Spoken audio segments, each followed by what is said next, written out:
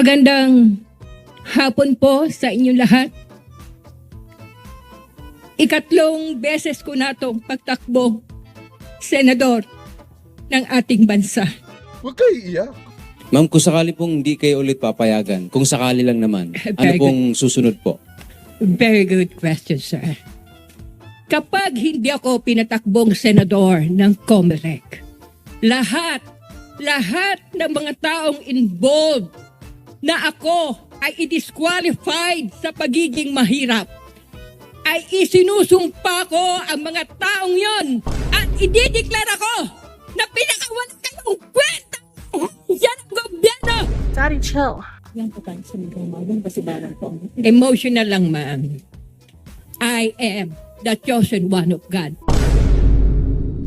Kapag namatay ako, dinideklara ko na. Babalik ang kaluluwa ko. Parurusahan ko na kayo. Okay.